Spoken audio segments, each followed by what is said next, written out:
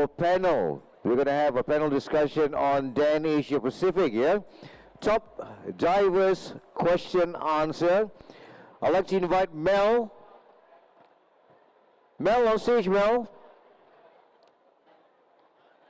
Mel Sivai. Could I have a round of applause for Mel, please? Thank you. Could I have Amelia? Giacomini, yeah. Hi, Amelia, how are you?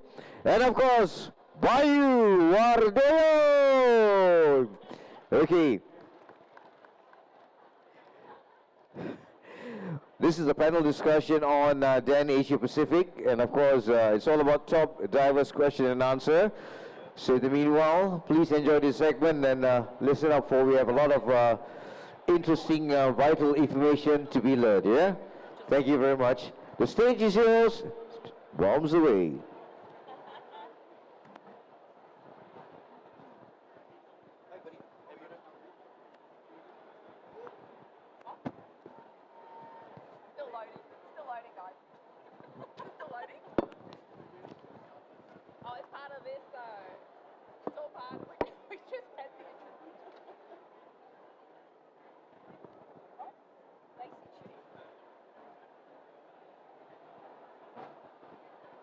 Volume? Guys, is it volume? Is it volume?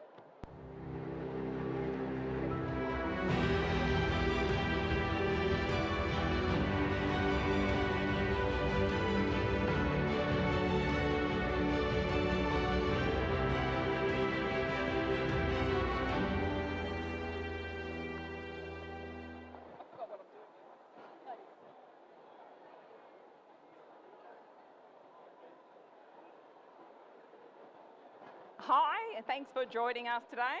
As was mentioned, I'm Mel. I'm the Regional Director for Dan World here in the Asia Pacific. Amelia is our Business Programs Manager, and Bayu to my left is our Manager in Indonesia, and he is also a Dan instructor. So we wanted to use this time today to address some commonly asked questions. But before we do get into those, one question that we do get asked here in Malaysia, is Dan an insurance company? And to that we always say that first and foremost, Dan is a diving health and safety organisation. And as part of that, yes, we do offer an insurance product. But to explain more about everything that Dan does, here's another video for you. Is that okay?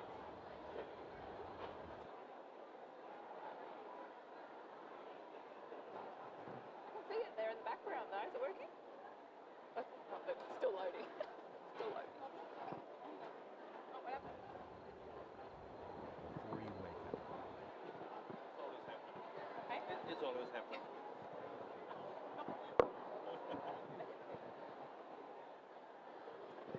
Do I need to do anything? Well, while we get the video up and running, we can have a chat amongst always happened, ourselves. right? Sorry guys, apparently some IT issues. Typical. What should we Guys, was that loud? What's our first section? Do I want to, oh, she's cracked it then. So we might need to skip it then. Oh, that's a shame. Skip the video. No, give her 1 second then. That's a shame. Do you know what this is? This is actually part of my list.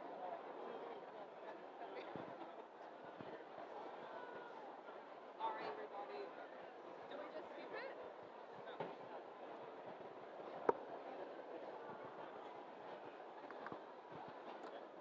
And here we go.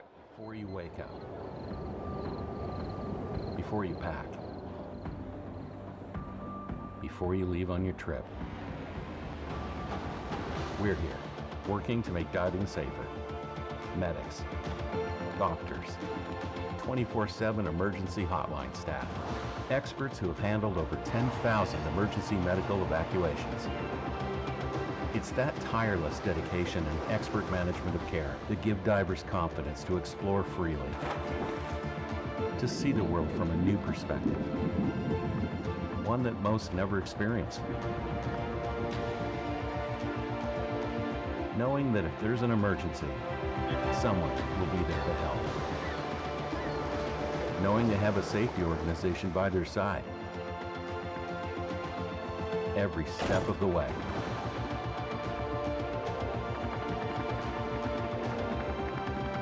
An organization with a network of the world's best dive medical professionals and recompression chambers. An organization that conducts continuing medical education courses to improve treatment for injured divers. An organization that has spent over 40 years building its reputation for dive safety. At DAN, your health and safety drive everything we do. Well, I hope that does provide a good insight into Dan. So the first question that I do want us to look at is first aid for diving accidents. Bayu, as a Dan instructor, is the perfect person to firstly just provide a bit of an insight about decompression illness and why it arises. So for now, I'll just hand you over to Bayu. Yes. Thank you, Mel. Yes, actually, DCS can happen to anyone, any diver at any condition. So nobody is prone to DCS. So this is what happens when you have a DCS. You will have rash like on your skin. You have symptoms. You have signs, which is it's there. I mean you don't need to hesitate to contact Dan if you have any this kind of symptoms. Please next now. Yes, this is the common symptom of sign and symptom of DCS, which is starting from joint pain, fatigue. Sometimes you feel not normal fatigue, not like usual. It's not like just after diving and you feel normal fatigue. It's more than that, because I've been there, and maybe after this Emilia will also share. We've got a story to share. The story. Or you have to have a nap after every dive. Maybe that's unusual. Yes. And sometimes skin itching is some people feel normal about skin itching, but it might be a symptom as well for DCS. So also you shortness of breath, it's also possible. And then please, Mel, can you next? Yes. And this is why we're keep promoting to have oxygen onboard oxygen unit on your every dive trip. So you should ask every dive operator, liveaboard, anything. If you are in a diving community, dive club, you should have at least one oxygen kit, because this is the most effective way to have the first aid for any DCS symptom. And after you realize that you have a symptom or sign, you can call the hotline. We have it. Please come to our booth to have the stickers and the tag. It has Malaysian local number, so you can contact using local number, and you can ask for advice. There will be a doctor answering your question and give you guidance. And the most important is to have the oxygen, and then after that seeking medical attention. Next, Mel. Oh yeah, yeah. It's okay. The most important is giving to know how to give the oxygen. You have to know the correct fittings. You have to know the correct mask, which is if this is not a normal mask, but we don't recommend using the nasal cannula because it's not effective enough. And the best possibility is having the Dan mask, which has the non-rebreather mask with our oxygen kit. It has the regulator. It has second stage, which is you can use it as on-demand valve. So the flow rate should be at least 10 liters per minute, or if possible, you can give 15 and 20 if your oxygen unit can deliver that. in DEN regulator, there's a switch, so you can see clearly what flow rate you give to the victim. I think that's it, Mel? I do think it's important to also mention Yes. that we have heard of cases, though, where operators have provided flow rates of, say, 5 to 7 litres per minute, and we know that that's extremely ineffective, and their intention is to try and preserve the duration of that oxygen, but we know unless it's provided at these higher flow rates, it's not going to have that same impact. So if you are given oxygen first aid, this is a great tip for you to be aware of. Ensure it's at this 10 to 15 litres per minute flow rate. And another tip that we suggest is before you book your next dive trip, ask some questions of the operator. After all, this is your own health and safety and your life. Do they have oxygen? Do they have someone who is actually trained to provide oxygen? Are their tanks actually filled? Is there oxygen available at the dive sites? So these are the things, simple things that you can do to ask that will ultimately look after your own health and safety. So please keep that in mind. And we have the training for oxygen provider, right? And we have trainers and instructors right here, so you can learn. We have also instructor in Malaysia, right? We have some instructor. Yes, with Dan NAUI as instructor. well, powered by Dan. They use our training, so please go and speak to NAUI as well, and they can hook you up with instructors locally so that you can gain these skills and be aware of what is needed. So I'll pass you over to Em now, because another question that we do get asked is about flying after diving, and obviously this is also critical to avoiding decompression illness. So how soon can I fly after diving? Well, as Mel suggested. Mic on? Is it on? Is it on? Am I on? Go on. My voice will carry anyway. So how soon can I fly after diving? So from research undertaken by Dan, we developed the Flying After Diving Guidelines. And these are the guidelines that recreational divers use and the dive training agencies use worldwide.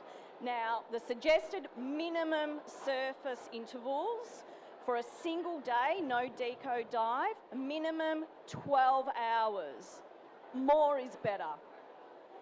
For multi-day or repetitive dives, repetitive no deco dives, at least 18 hours. Again, more is better. Always building that little bit of extra just to be certain that you're safe to fly.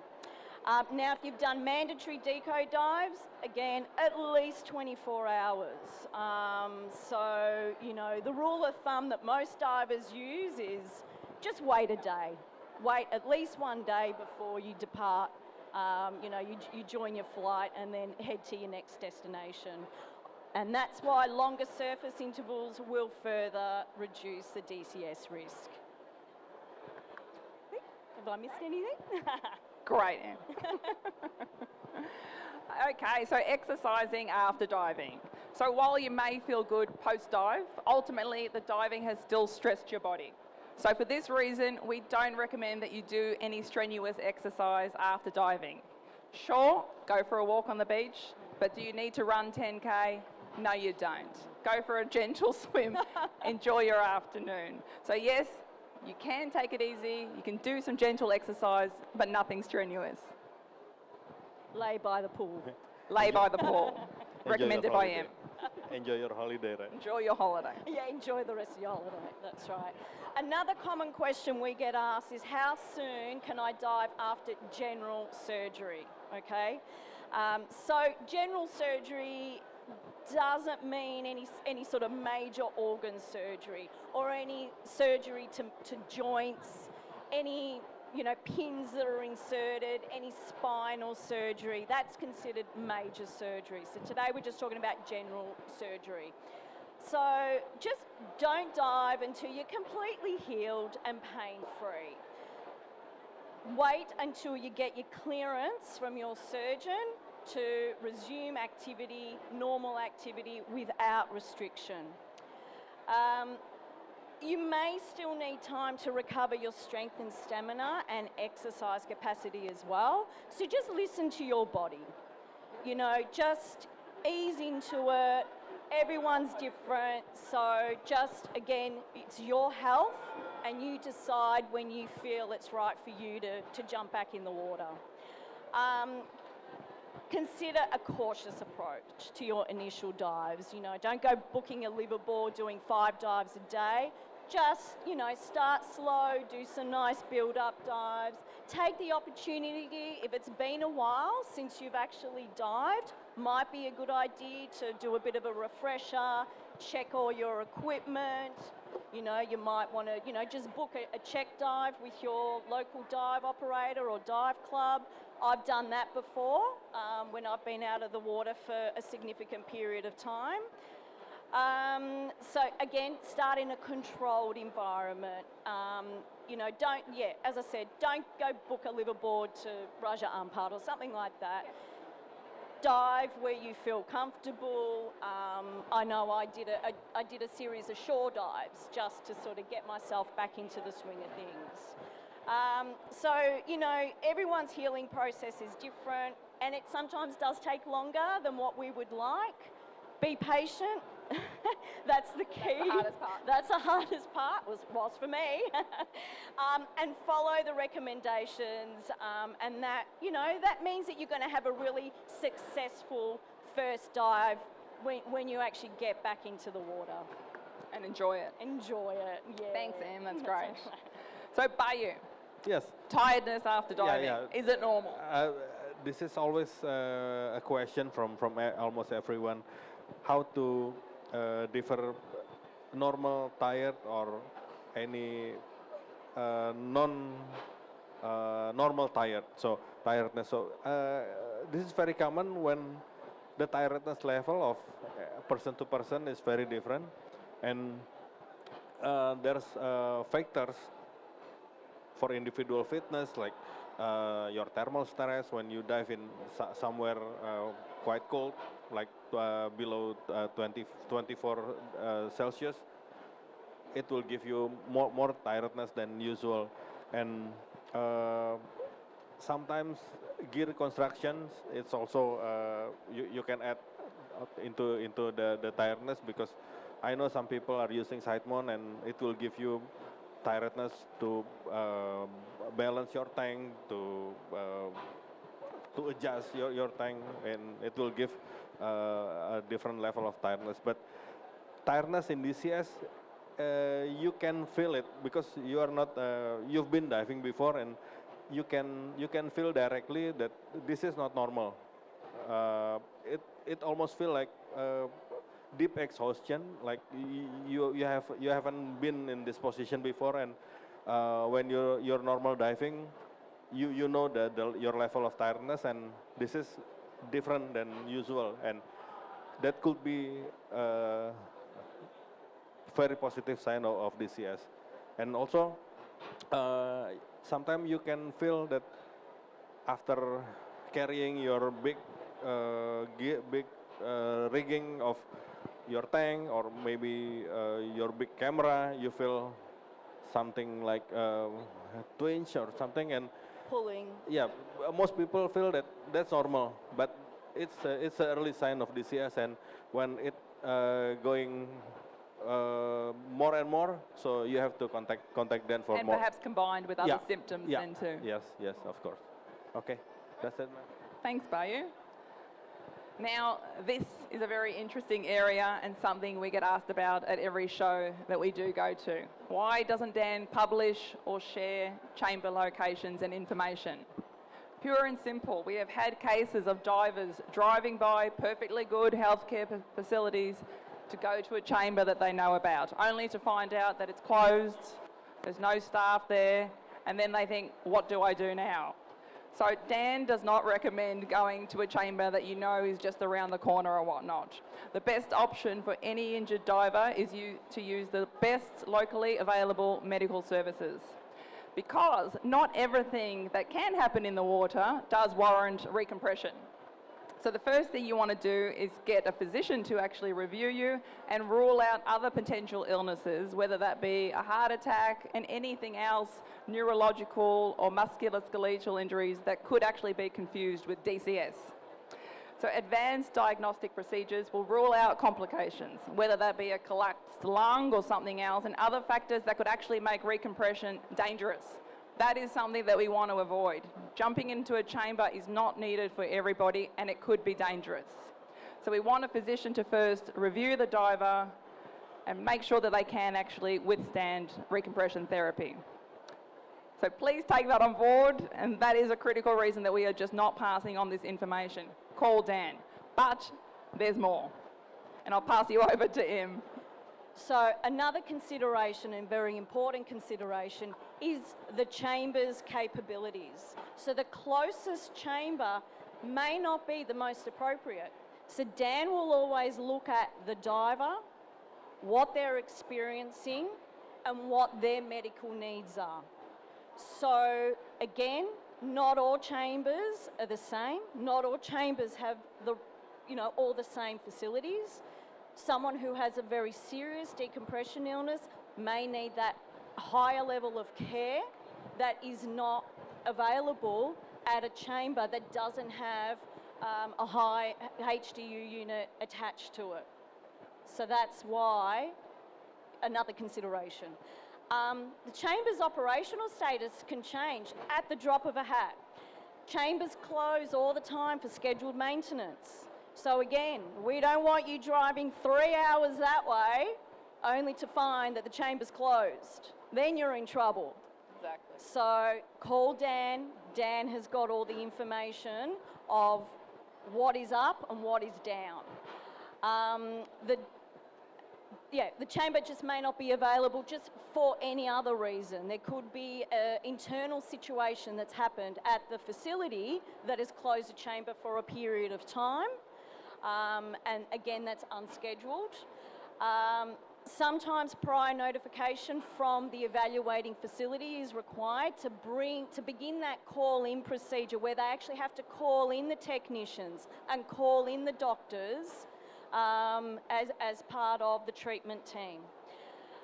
Most hyperbaric facilities have regular daytime business hours and sometimes are not staffed on evenings or weekends. So again, you could show up at a chamber, find it closed, and then what do you do?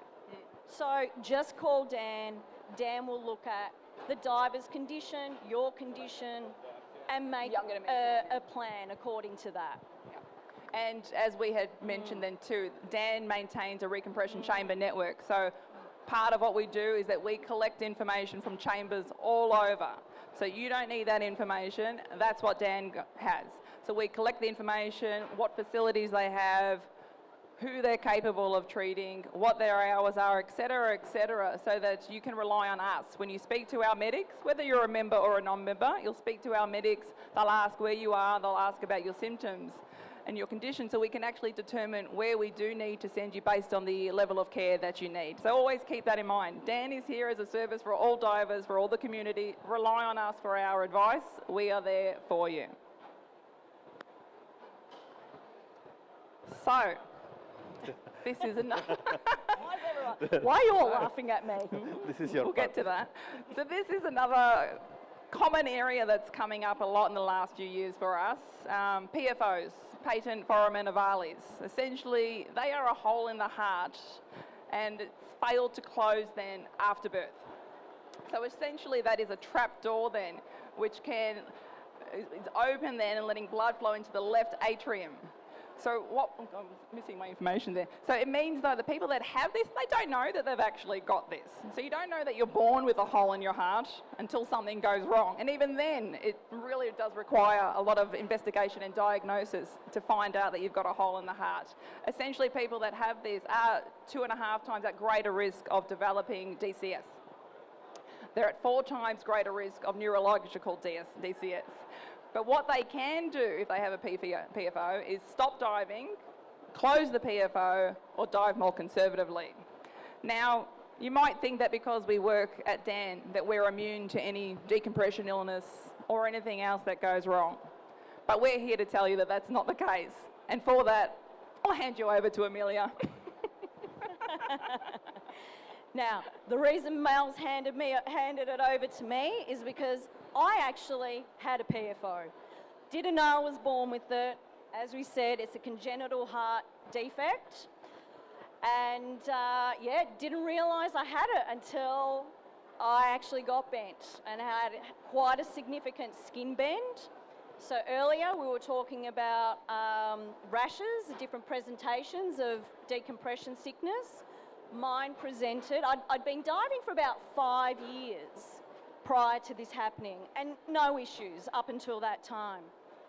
And then I booked a trip to Tulumban in Bali and dived the wreck. That was the plan. And after the first day of diving, I noticed I had a little bit of an itch on my torso, and I thought, oh, okay, could have just been, you know, the wetsuit. So, you know, just carried on the next day, felt fine, carried on the next day, went diving. Some would call that in denial. You know, went diving, dived on nitrox, dived within, you know, the limits. Did 3 dives, a little bit more challenging and a little bit longer.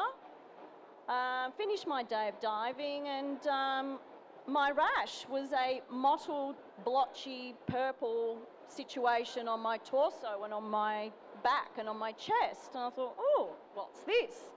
So, you know, I looked to my dive operator and I said, oh, you know, I think I'm in trouble here. I think I've got, you know, skin decompression. No, it's okay. It might just be a rash. And I thought, no. Keep diving. I think this is something more serious. So anyway, the rash disappeared overnight and I made the decision, you know what, I have to call Dan. I need advice. I know something's wrong here. So I called Dan and they then suggested what I needed to do was to go on oxygen and monitor the symptoms. I did that, went on oxygen, the rash disappeared before my eyes and they said, okay, stop diving, which I did. I enjoyed the rest of my holiday. My plan was actually to go to Manta Point to dive, but I cancelled that. I thought it's not worth my health. I need to find out what's going on. So on my return to Melbourne, to Australia, I went and saw a cardiologist and I had the diagnostic test because Dan suspected that I had a PFO. So not only did I have a PFO that was 5 millimetre wide, I also had 2 other holes in my heart. One was 4 mil and one was 3 mil. So above and below the PFO. So I was like Swiss cheese. That's what the cardiologist said. It's like Swiss cheese in there. I said, okay, what do I do?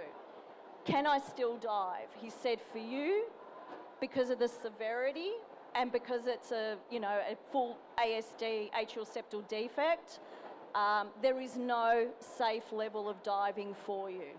So if you do not get it repaired, you can no longer dive. Well, not diving was not an option for me.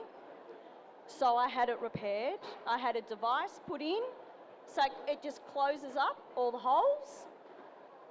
Didn't dive for 3 months, for 6 months, had to be on blood thinners for 3 months. You know, I was a little bit worried, I'll say, because it is an invasive procedure, and like any other invasive procedure, there are risks, but the risks were, for me, I was willing to take those risks, and it turned out perfectly. So, and you've now had no issues have no issues since. So, you know, I was cleared to dive. I still build in my own level of conservative. I still build in 2-hour surface interval for myself, and I don't dive below 20 metres. Again, it's just, for me, that's my decision. I am anatomically normal, they say, now. Our COO is saying, no. But, yeah, so, but, you know, the take-home message for me was getting back to when I was at the dive centre, when I was going through all the symptoms, I asked for oxygen. They had to look for it. They found the oxygen unit. they put me on nasal prongs. I said, no, no, no, no. I've done the oxygen provider course. I know that's the wrong delivery system. So again, they found an NRB mask, a non-rebreather mask, put that on me. They put me on 4 litres of oxygen. I know that that's not enough. So I cranked it up to 15 litres. So again, through my, my oxygen provider course that I took with Dan, as part of it, Dan's staff, we're all encouraged to take those courses. I knew that what they were doing was wrong. And I then followed, I called Dan, I got the advice that I needed, and, then it happened that, I had this condition that I didn't know anything about.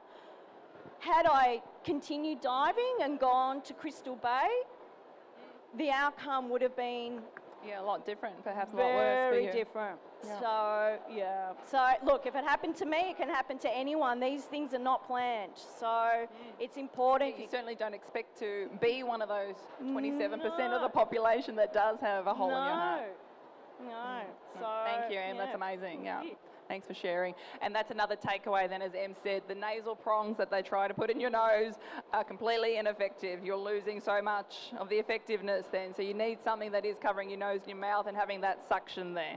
So you could even have a mask that you take along with you on the what are the chances that something could happen to you. But the takeaway is if someone tries to put nasal prongs on you, you say no and you try to get a better mask that you know is going to do a more effective job.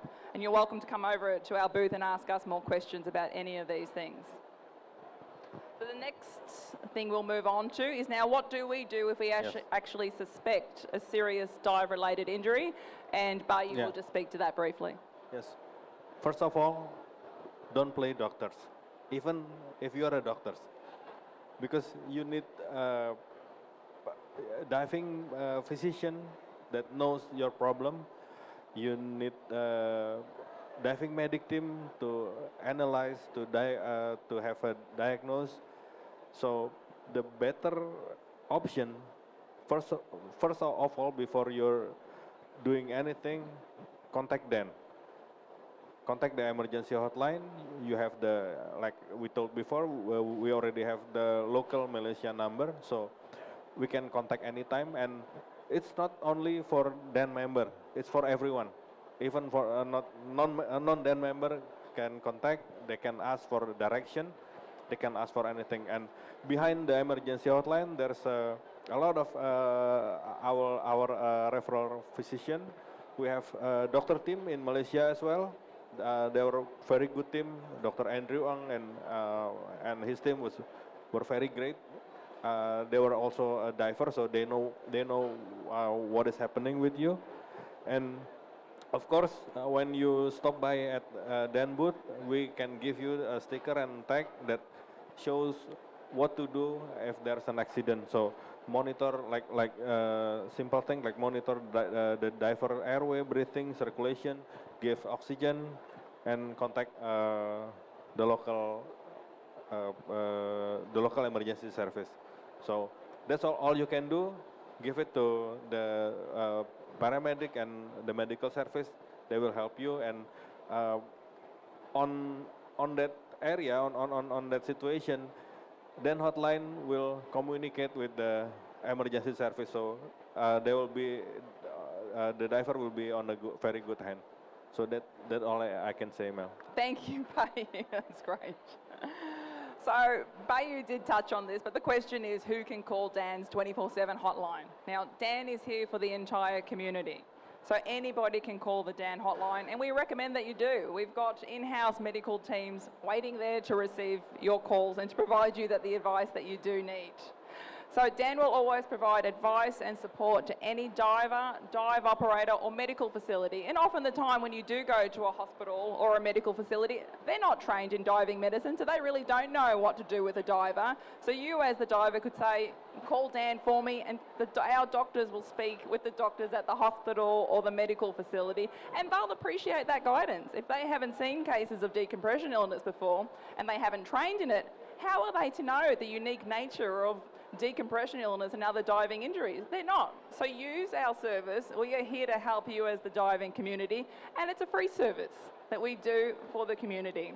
And So, go on. it's better when a doctor communicate with doctors, so they speak same They language. speak the same language and they will really appreciate it, and the ultimate picture is that it's going to benefit you and get you to the care that you need quicker. And really, that's what it's all about. The quicker that you can get the care that you need, the less serious the symptoms are going to be. And ultimately, I think that's the objective for everybody if you do experience decompression illness. So Dan does help everybody in the community, but ultimately we can only organise treatment, arrange evacuations and pay for all associated costs for our current DAM members. So if you're not a DAM member and you'd like to learn more, just pop over to our booth. We're just up one of these aisles here. Lane 3. Lane 3. Okay, well, that's it. So thank you everyone for your time. If anyone's got any questions, please come visit us. We're at booth A115. Please come learn more about our dive assistance packages. You can also ask us about how you can learn to be an oxygen first aid provider. Come and collect free tags with our emergency hotline numbers on there, critical to have. We've got stickers as well. Put the number in your phone. You're never going to know when you need us, okay?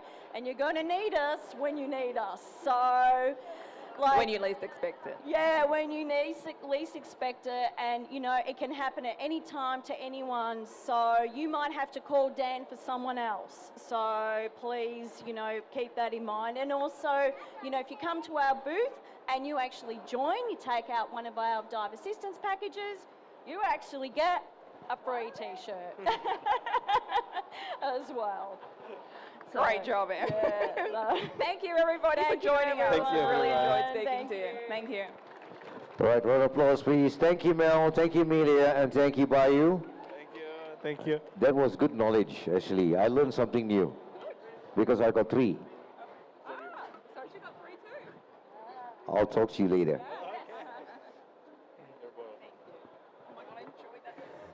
All right, commencing shortly, we're going to have a very, very special segment. It's called Screening of 50 Hours Underwater, a Dive for Hope, yeah? And of course, to the members of the public, and of course your visitors, a very good afternoon. Welcome to the second day of the Malaysia International Dive Expo, commencing from the 7th till the 9th of June, 2024. And of course, do not miss out on this special segment where it's all about 50 hours underwater, which I believe Shah is going to elaborate more on this. And of course, we'll be having the lucky draw commencing the time of 6:30 in the evening. So purchases lucky draw. The more you shop, well, we have 25 prizes to be given out for today. Yeah, right. So meanwhile, commencing from the stage as early as 10:30 in the morning, right up to the evening. Our stage is full of forums and of course of presentation talks. Stay tuned for the updates coming up.